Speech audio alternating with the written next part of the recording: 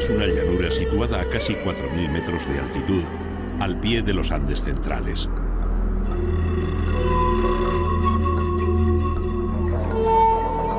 Desde hace miles de años, sus habitantes han demostrado que el ser humano es capaz de adaptarse a cualquier entorno, de arrancar a la tierra más hostil el alimento más completo y de sacar provecho a los escasos bienes que la naturaleza pone a su alcance.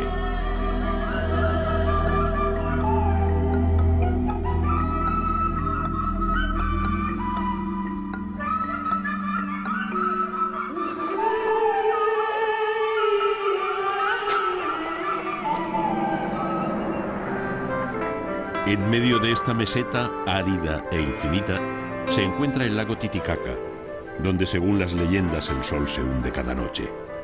Aquí nacieron los primeros hombres, cuyos descendientes, que tienen la sangre negra, viven en islas hechas de fibras vegetales.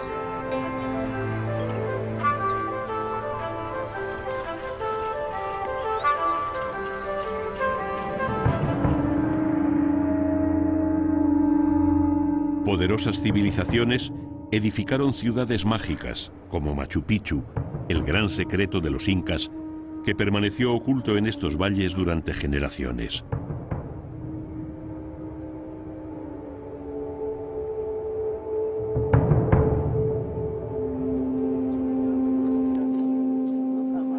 La espiritualidad es el elemento que permite a los habitantes del altiplano explicar el mundo.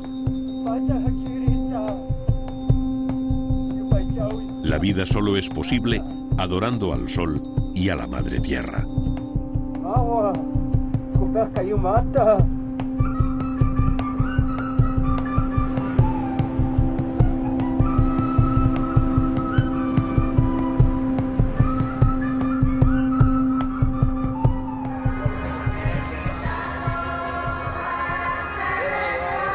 En Cusco, miles de personas se congregan cada año para celebrar el Corpus Christi.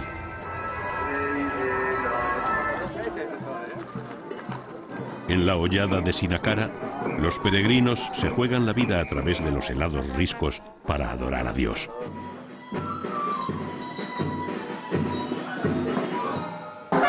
Al Dios de los cristianos o a los dioses de los pueblos que poblaron estas tierras durante generaciones.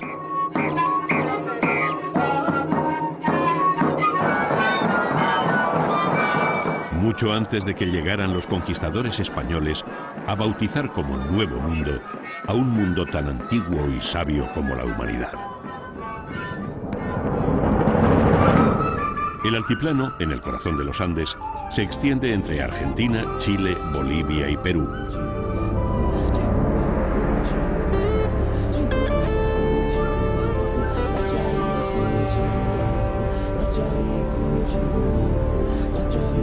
Según la leyenda, la humanidad surgió a orillas del lago Titicaca hace miles de años.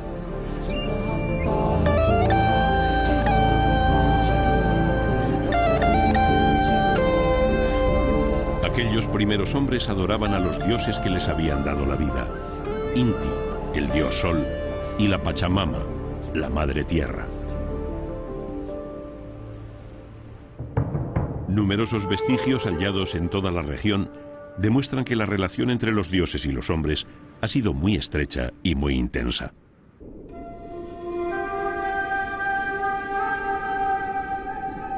Hoy podemos encontrar la huella de aquellas antiguas religiones en las leyendas y el folclore de muchas comunidades indígenas del altiplano. También en restos arqueológicos, como los de Tiahuanaco, que nos descubren una civilización megalítica que dominó esta región hace más de 3.500 años.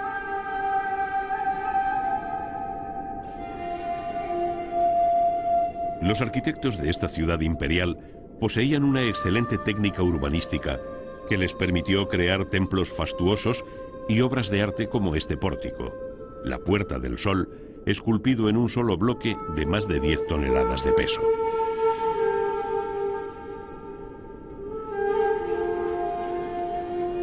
Desde entonces el altiplano ha visto nacer, florecer y extinguirse numerosas civilizaciones.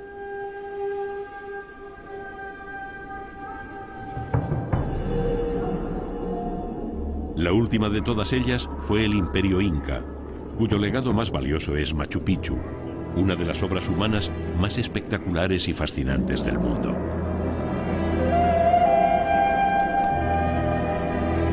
Durante siglos, Machu Picchu fue una ciudad perdida en la que se escondían los tesoros del imperio.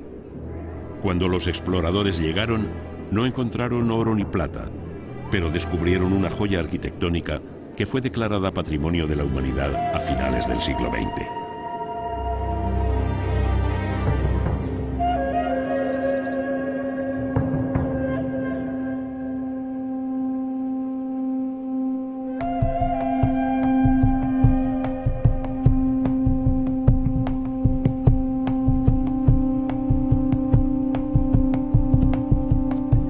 En la Isla del Sol, un Calyahuaya, heredero de las tradiciones incas, invoca a Inti, el dios Sol.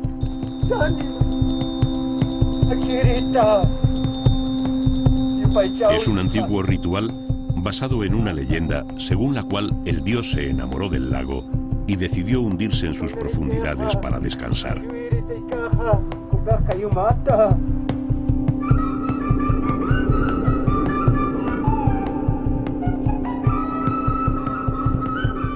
La ciudad de La Paz se encuentra situada a más de 3.600 metros sobre el nivel del mar.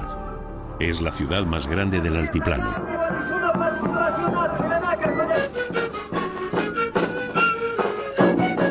Fue fundada por los conquistadores españoles, pero su población es mayoritariamente de origen indígena.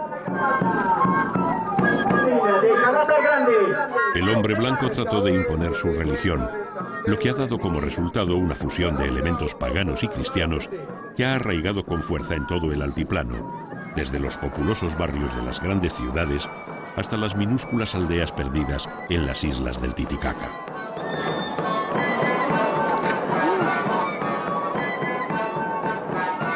La isla de Taquile es el último recuerdo viviente del Imperio Inca. Es el único lugar del Titicaca en el que se habla quechua, la lengua del imperio, y el único lugar del mundo en el que aún tienen vigencia normas y costumbres de aquella época.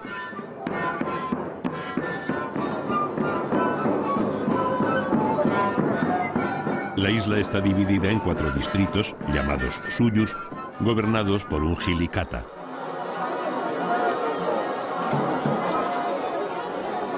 Para desterrar las creencias precolombinas, los conquistadores españoles recurrieron a todo tipo de argucias. Una de ellas fue hacer coincidir los días consagrados a las deidades paganas con festividades cristianas de gran solemnidad.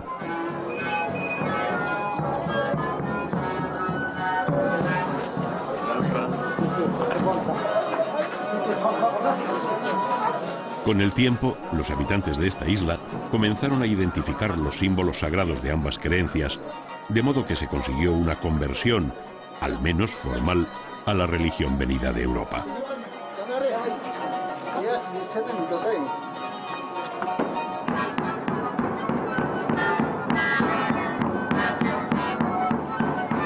Cada año, coincidiendo con la festividad cristiana de Pentecostés, Taquile celebra la fiesta en honor a las semillas de la papa.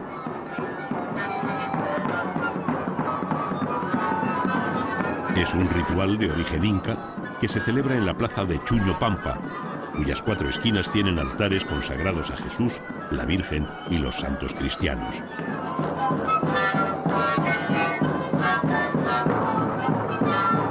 La isla se divide en 2 bandos, norte y sur, y se establece una competición de baile en la que se vigilan los errores de los rivales.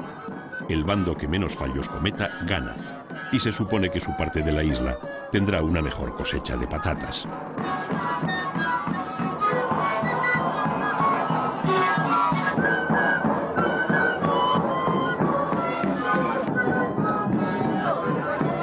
Con el paso de las horas, el ritual se convierte en una fiesta. Las hojas de coca y el aguardiente van haciendo efecto entre los bailarines.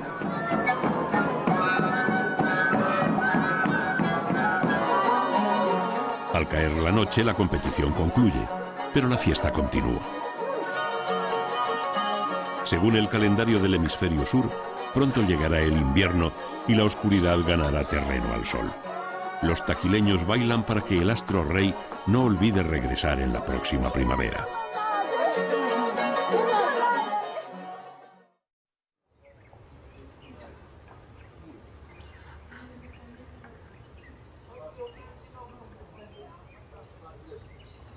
En Taquile, la actividad más importante es la textil.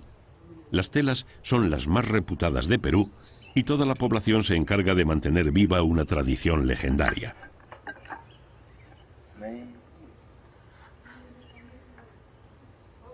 Se dice que en la antigüedad los hombres confeccionaban mantos mágicos con los que era posible volar.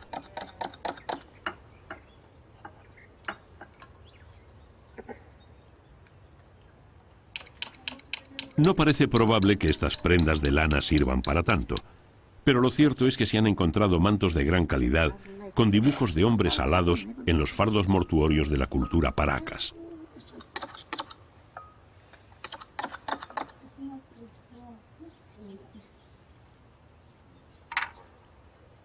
Los tejedores de Taquile se consideran los mejores del mundo. Es uno de los pocos lugares del planeta donde la confección se considera un deber propio del género masculino. Cada hombre tiene la obligación de tejer un gorro cuyos colores indican su estado civil y un cinturón en el que se consignan a modo de calendario las fechas más importantes de su vida.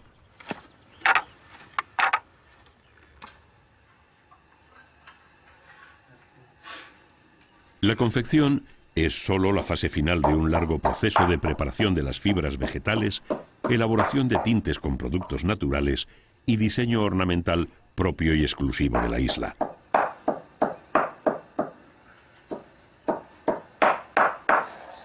Es una tradición de valor incalculable que la UNESCO ha reconocido como un bien inmaterial, patrimonio de la humanidad.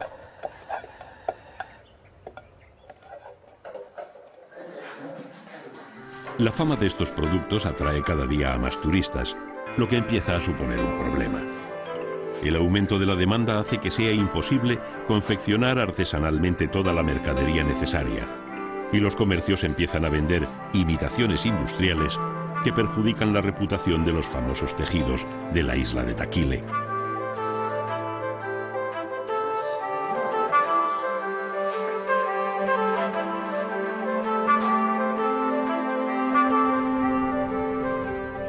El lago Titicaca, con una extensión de 9.000 kilómetros cuadrados, es el depósito de agua dulce más importante del altiplano.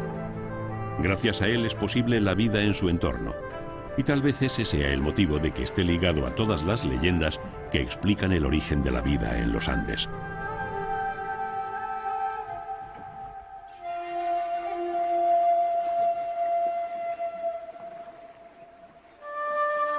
Estas cañas son totora, una especie de espadaña flexible e impermeable que juega un papel fundamental en la vida de los descendientes de unos seres mitológicos que dominaron el mundo.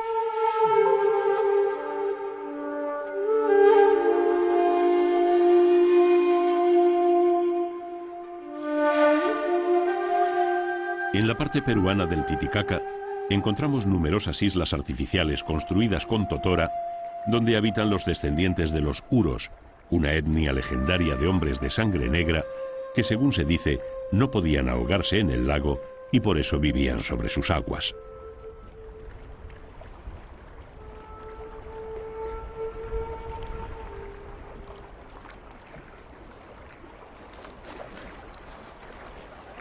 En la actualidad, esos superpoderes no sirven de gran cosa a los miembros de estas comunidades, puesto que atraviesan por una precaria situación. La pesca es su principal actividad económica, pero el aumento de población, el incremento del turismo y la contaminación han provocado un notable descenso de las capturas.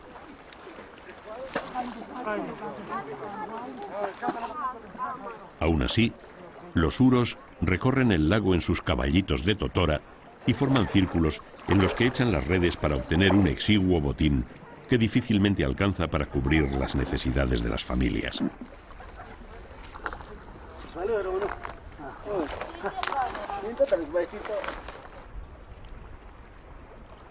A lo largo del siglo XX, el número de habitantes de estas islas no ha dejado de menguar. En la actualidad, en las diferentes islas que aún quedan, no viven más de 3.000 personas.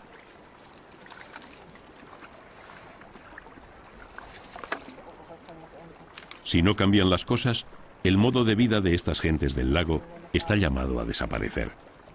Con ello se pondrá fin a una tradición milenaria y a una leyenda que se remonta al principio de los tiempos.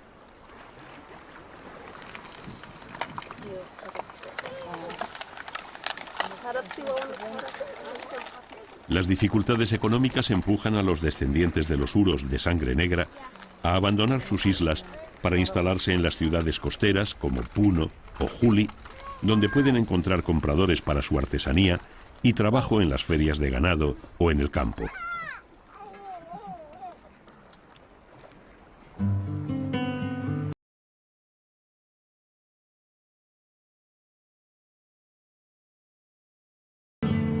Juli, en la costa peruana del lago Titicaca, es una pequeña población en la que podemos encontrar una imponente catedral y numerosos edificios coloniales que han servido para que la ciudad reciba el sobrenombre de la pequeña Roma de América.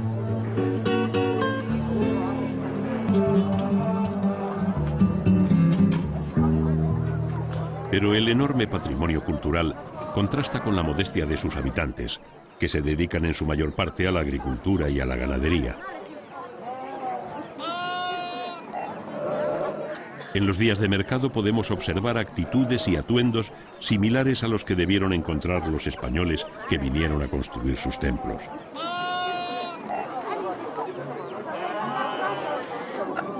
La población del altiplano es mayoritariamente indígena y se agrupa en dos grandes familias lingüísticas, la quechua y la aymara. Ambos grupos dominaron en el pasado grandes territorios, incluso imperios como el Inca, pero en la actualidad ocupan el eslabón sociocultural más bajo de Perú y Bolivia, donde se calcula que el 50% de los indígenas vive por debajo del umbral de la pobreza.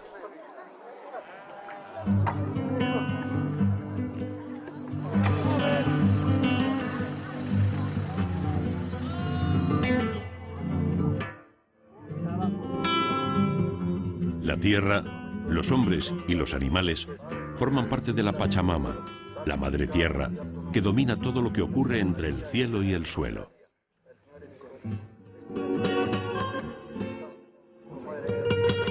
Cualquier acto debe ir precedido por una ceremonia en su honor, en la que no puede faltar la coca, la planta creada por el dios Sol para hartar la sed, matar el hambre y olvidar el cansancio.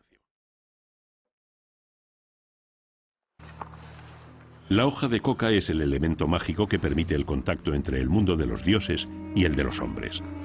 Y es también el elemento socializador más importante de los Andes. Es lo que se ofrece al vecino para que te ayude o al gobernante para que interceda en tu favor y sobre todo a la Pachamama en todas las ceremonias.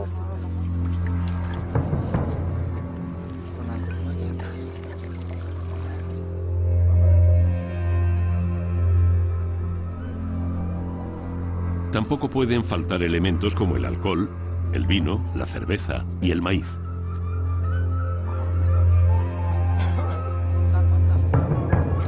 Al final de la ceremonia se come y se bebe, y como es preceptivo, el primer trago es siempre para la Pachamama.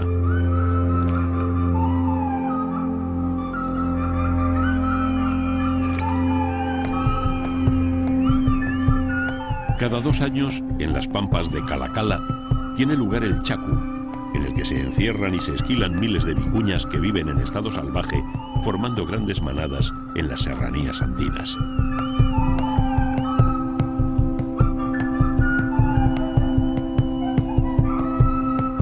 Antiguamente toda la producción de lana de vicuña era propiedad del Imperio Inca, hasta el punto de que las leyes condenaban a muerte a los plebeyos que vistieran prendas confeccionadas con este valioso tejido.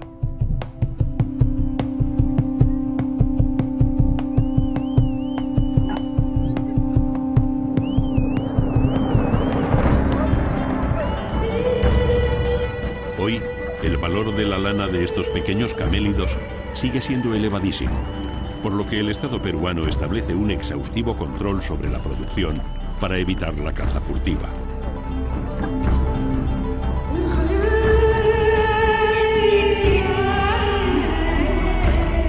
El día del Chacu, todos los habitantes de la comarca salen al monte en busca de vicuñas. Poco a poco van conduciéndolas hacia los corrales, donde se llevará a cabo la esquila.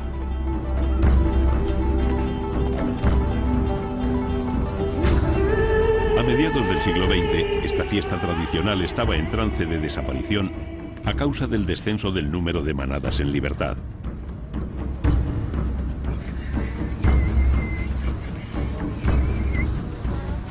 Afortunadamente, el Consejo Nacional de Camélidos Sudamericanos tomó medidas, llegando incluso a poner vigilantes armados en las zonas de cría de las vicuñas.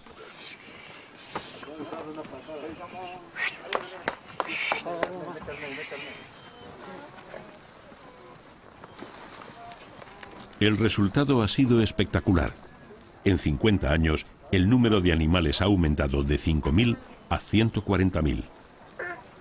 Las aldeas obtienen grandes beneficios económicos por conservar manadas de vicuñas en sus municipios, y la lana esquilada aumenta, permitiendo que prospere una importante industria textil.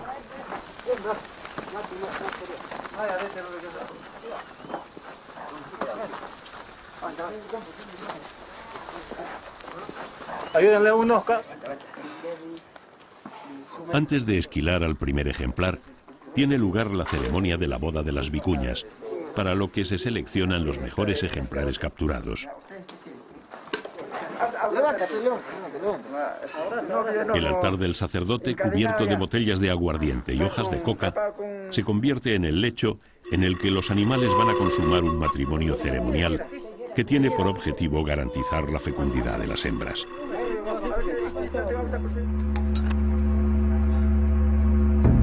Después del enlace, se realiza una pequeña incisión en las orejas de los animales para extraer unas gotas de sangre que serán ofrecidas a la Pachamama para que proteja a las vicuñas y permita que las manadas sean cada año más numerosas. A diferencia de las vicuñas, las llamas son animales domésticos. Son los camélidos andinos de mayor tamaño. Son animales muy resistentes al frío y a la sed, y su sangre está especialmente adaptada para vivir a gran altitud.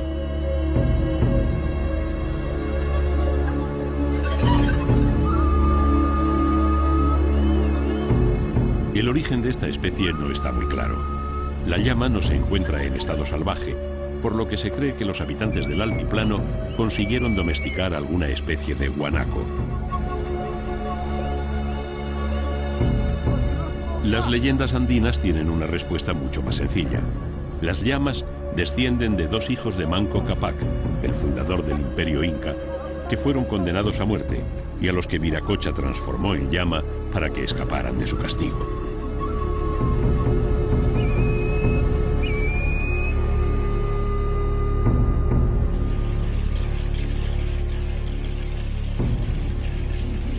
El altiplano es un territorio inmenso distribuido entre Perú, Bolivia, Chile y Argentina.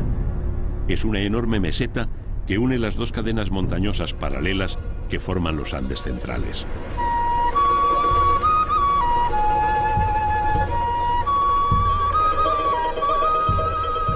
Los paisajes son monótonos. Una gran llanura flanqueada por impresionantes picos montañosos cubiertos de nieve, donde la tradición sitúa la morada de los dioses.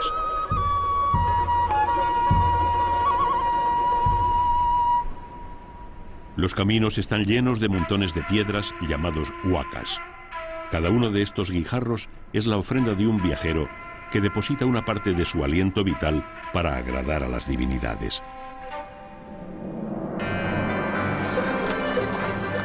Una vez, hace mucho tiempo, los hombres se atrevieron a subir hasta la morada de los dioses. El camino estaba lleno de obstáculos y muchos perecieron en el intento. Desde entonces los dioses permiten la visita del hombre, pero exigen como pago el sacrificio de una vida humana.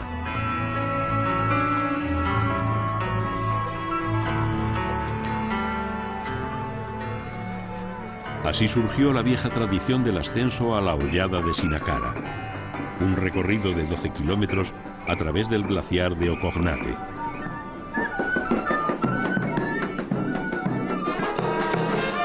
Comienza en la iglesia de la aldea de Mauallani, donde se reúnen las distintas cofradías que realizarán el peligroso viaje a través de los caminos helados.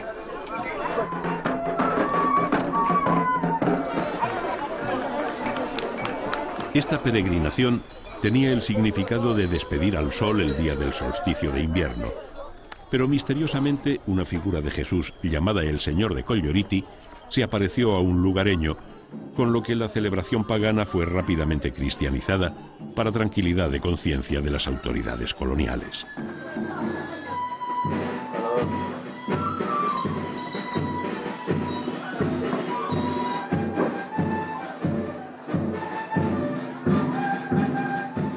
Poco a poco, todo el recorrido hasta la Hollada de Sinacara fue revestido con elementos católicos. A lo largo del camino se colocaron cruces junto a las tradicionales huacas y en el punto culminante del recorrido se construyó una ermita.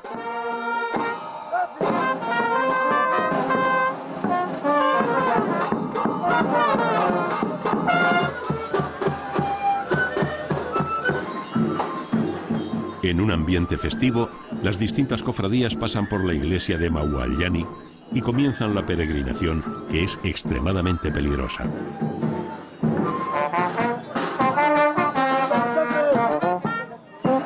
Todos los años hay que lamentar algún accidente mortal, que según la tradición es una ofrenda humana exigida por los dioses.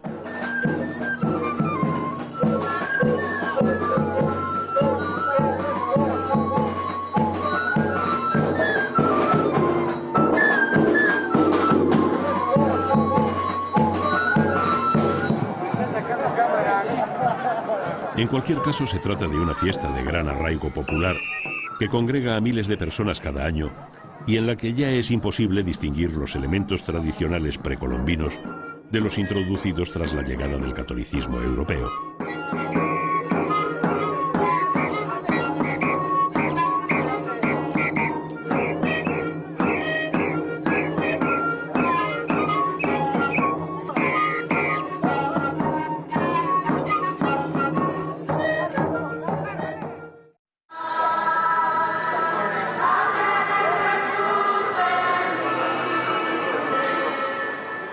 La ciudad de Cusco, cuyo nombre significa ombligo del mundo, fue la capital del Imperio Inca.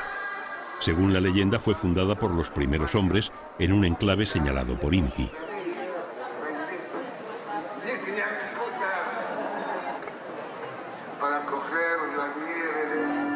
En tiempos del incanato, Cusco estaba consagrada al culto al sol. En su plaza se congregaban cada año miles de fieles con motivo del solsticio de invierno.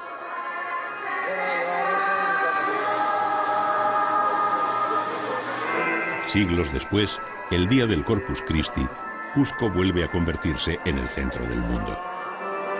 Es una lucha entre el amor fiel de Dios, empeñado en acercarse a su pueblo. A los pocos años de la llegada de los españoles, las autoridades coloniales se vieron sorprendidas por el fervor con el que los andinos participaban de las celebraciones cristianas.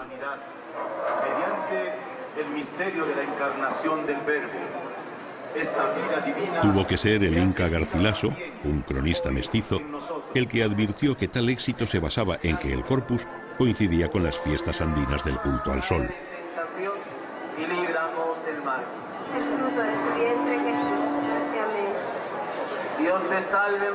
Es difícil determinar si fueron los castellanos los que propiciaron la coincidencia de las fechas sagradas o fueron los indios los que decidieron proteger sus creencias bajo apariencia cristiana con el fin de salvar sus vidas.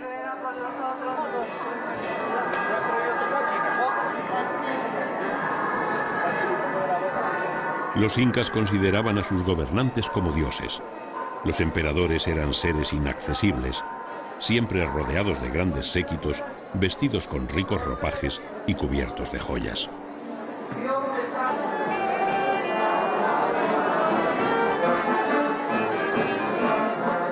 No fue muy complicado sustituir aquellas divinidades vivientes por las imágenes recién llegadas de Europa.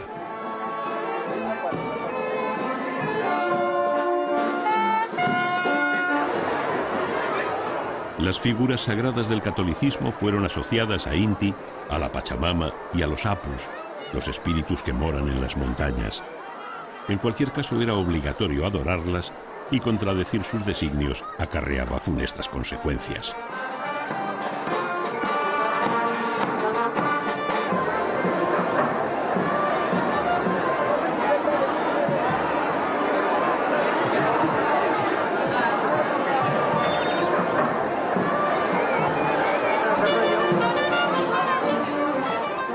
Con los años se ha consolidado una tradición mestiza en la que los símbolos de origen pagano se mezclan con los católicos, convirtiendo el Día del Corpus Christi en Cusco en una celebración única en el mundo.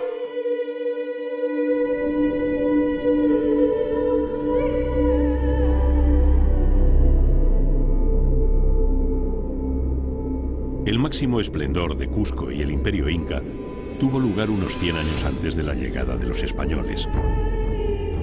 La fortaleza de Sacsayhuamán es uno de los vestigios más notables de aquel imperio.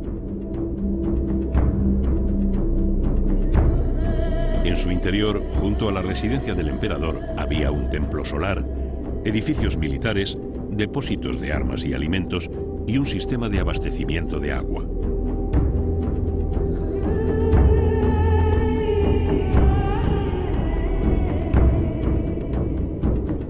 Sus dimensiones y la calidad de su construcción causaron el asombro de los conquistadores españoles, pero lo consideraron un peligroso recuerdo del poder del incanato y ordenaron su demolición. Por ese motivo, hoy solo podemos apreciar sus impresionantes murallas.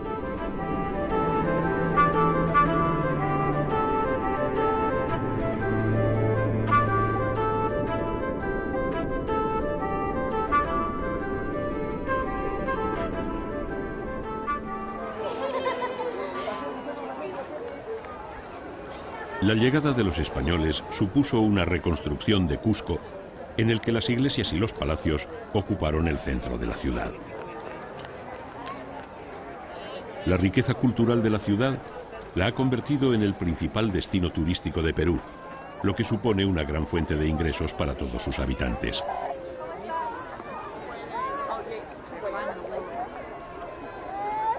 Hoteles, agencias de viajes y, cómo no, artesanía tradicional elaborada por la población indígena.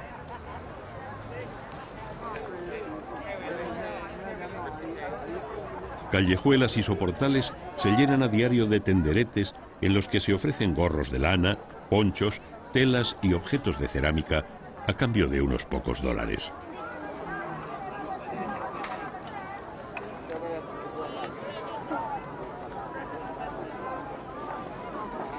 Pero hay numerosos mercados locales situados fuera de los circuitos turísticos donde aún es posible entrar en contacto con la vida cotidiana de estas poblaciones.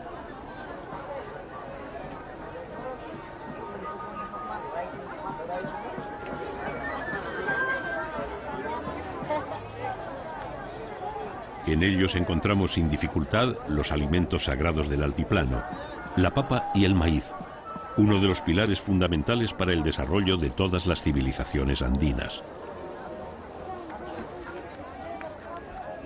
El cultivo del maíz, también llamado choclo, comenzó hace unos 3000 años, pero su procedencia es un misterio que lo emparenta con otras tantas leyendas sobre el origen de la vida en los Andes.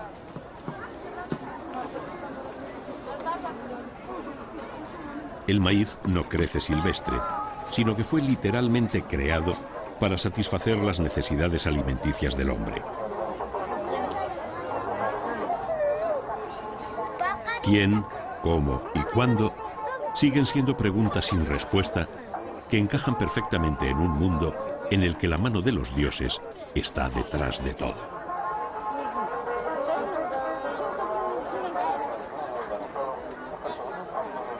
Con el alimento sagrado se elabora la chicha, una bebida que está presente en todos los actos sociales y religiosos de la vida de los pueblos de los Andes.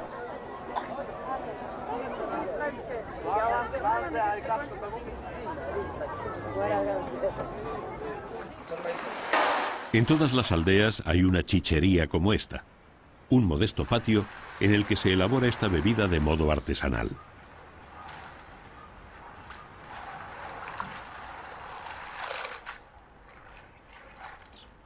En la época del Imperio Inca, el choclo se convirtió en un asunto de Estado. Tras los soldados, viajaban los mitimaes, los colonos, que se encargaban de cultivarlo.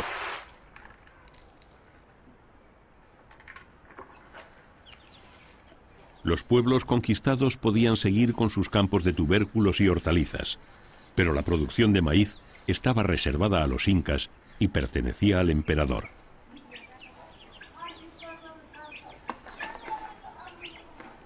La elaboración tradicional de la chicha es un largo proceso que comienza empapando el maíz y dejándolo secar durante 2 días para que el grano se hinche.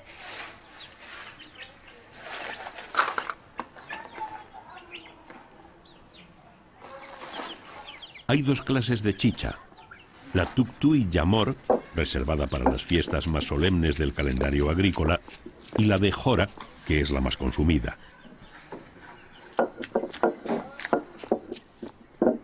En ambos casos es necesario moler el grano en un largo proceso del que resulta una pasta que después se cuece en agua durante horas.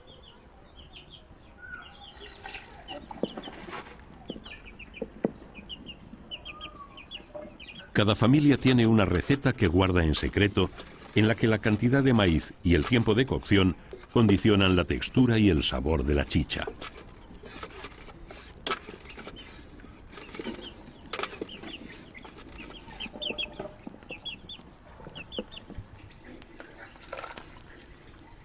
Finalmente la bebida se cuela y se deja fermentar para que obtenga el grado alcohólico idóneo.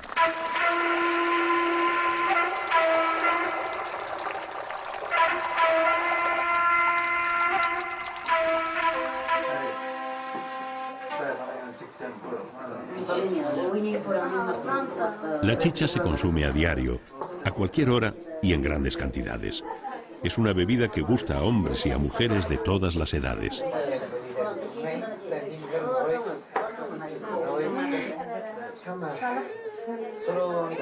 Todas las chicherías disponen de un pequeño mostrador y unas mesas por las que pasa todo el mundo a tomar un trago.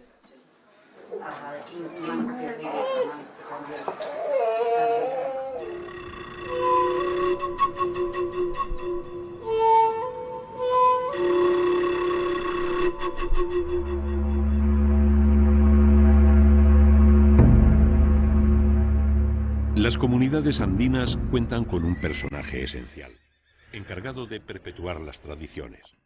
Es el sacerdote, el chamán, el adivino.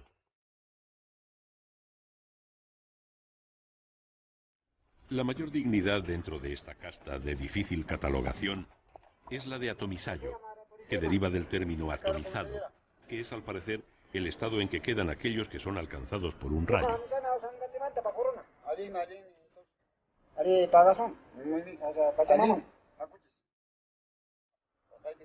Con esta insólita tarjeta de visita, el atomisayo recorre una vez al año las granjas de la comarca para bendecir las cosechas y el ganado.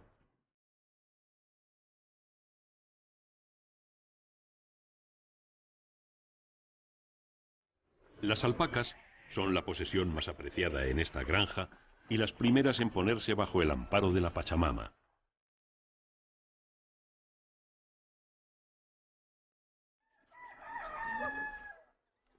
El adivino elige un lugar del corral desde el que pueda verse la cima de una montaña para que su voz llegue hasta la morada de los dioses. Los dueños del ganado, sentados a ambos lados del sacerdote, elaboran unas hebras de lana roja.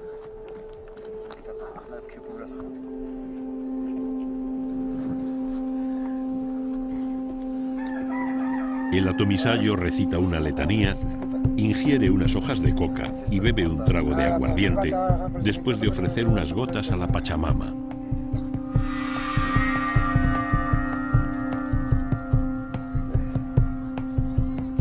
En una sencilla ceremonia se prenden las hebras rojas en las orejas de una alpaca macho y una hembra. No se trata de marcarlas, sino de hacerles un pequeño regalo en agradecimiento a los bienes que el ganado reporta a la familia.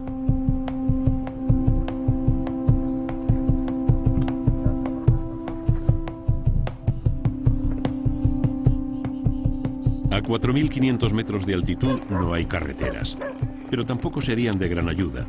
La presión del oxígeno es tan baja que hace muy difícil cualquier tipo de combustión, y los motores de coches y furgonetas no están a salvo de las leyes de la física.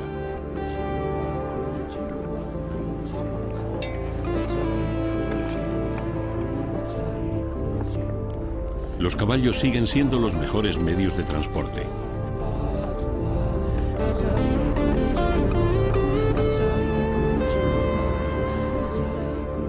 El caballo andino es de pequeño tamaño, fuerte y muy resistente. Muy diferente a aquellos que causaron el terror entre los soldados incas cuando llegaron los ejércitos españoles.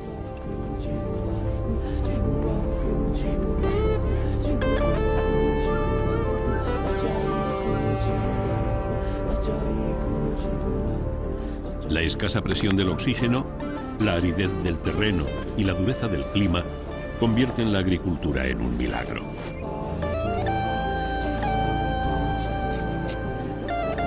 Pero en estas tierras los milagros están a la orden del día y forman parte de la cultura popular.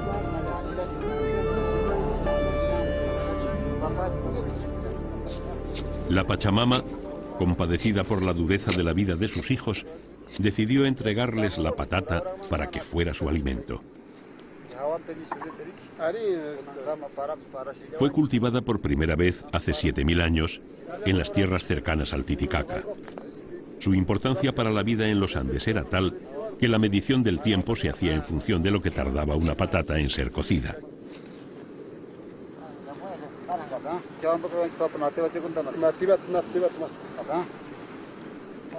Los agricultores peruanos saben muy bien que cada finca tiene unas características por el tipo de suelo, la orientación y los vientos dominantes, y que hay un tipo de patata idóneo para cada porción de tierra.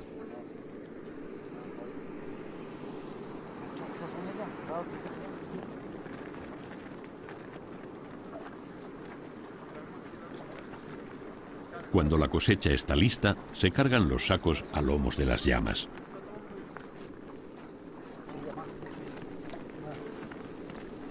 Es una imagen que se ha repetido en el altiplano desde tiempo inmemorial.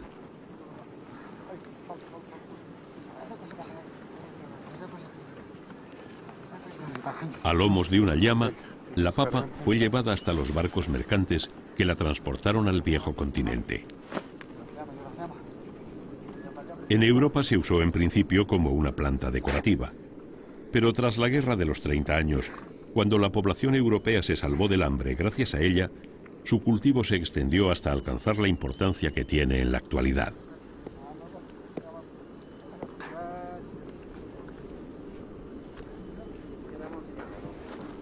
Hoy se cultiva en más de 130 países.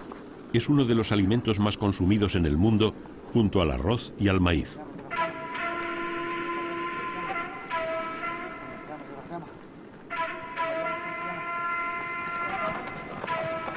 Su importancia ha sido reconocida por la ONU, que declaró el año 2008 como Año Internacional de la Patata. Y además fue el primer vegetal que eligió la NASA para cultivarlo en el espacio.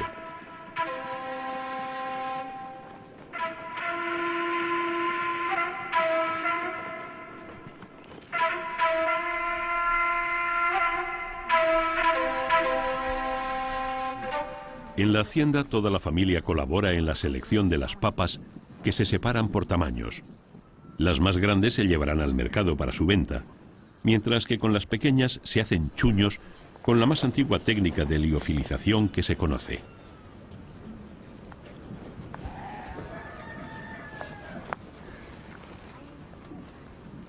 Para hacer los chuños se dejan las papas a la intemperie durante 3 noches de invierno.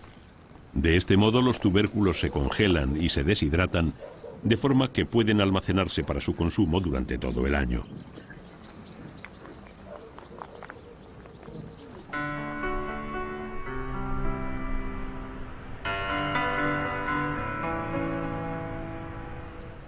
Al caer la noche, en el interior de la casa familiar, El atomisayo responde a las dudas sobre el futuro mediante un oráculo llamado Suerte de la Coca.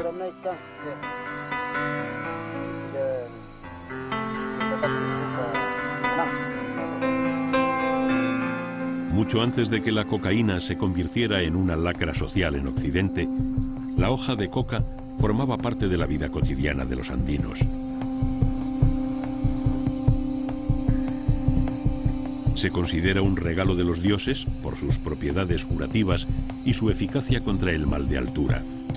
Además, su consumo permite a los curanderos vislumbrar el porvenir.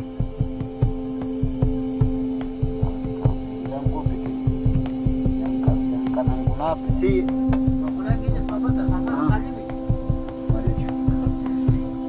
En una casa del altiplano no falta jamás cama y comida para un viajero.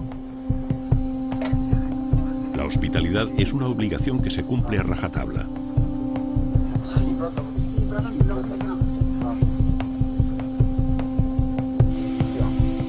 La dieta de los agricultores es muy pobre. Está compuesta casi exclusivamente por patatas y legumbres.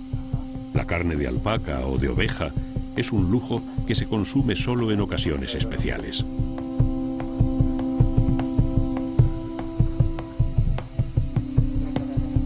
La cena sirve para reunir a toda la familia.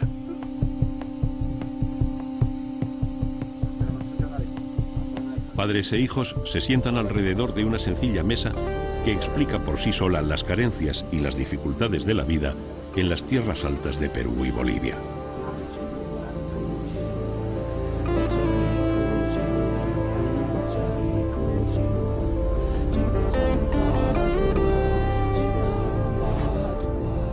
A la mañana siguiente tiene lugar la bendición de las papas. El atomisayo extrae del interior de su bolsa todos los elementos que precisa para la ceremonia y comienza una larga serie de rezos.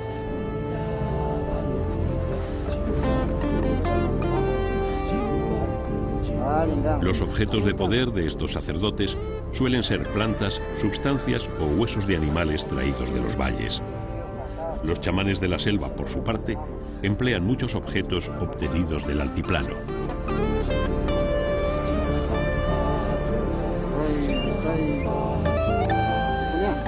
La bendición concluye lanzando unas gotas de aguardiente en dirección a los 4 puntos cardinales y brindando con la Pachamama, con la mirada siempre puesta en las montañas del horizonte.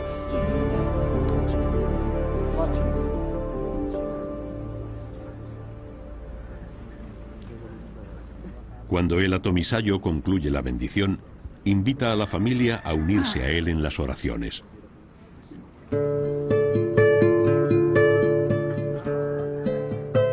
Todos consumen hoja de coca y aguardiente, conscientes de que la Pachamama escuchará sus plegarias.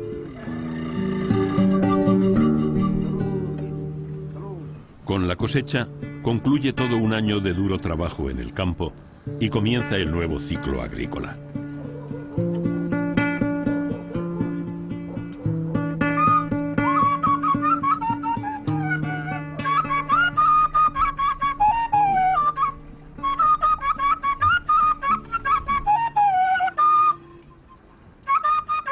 Así ha sido, año tras año, desde hace generaciones, desde que el hombre apareció sobre el altiplano y comenzó a buscar respuestas que le permitieran comprender el mundo que le rodeaba.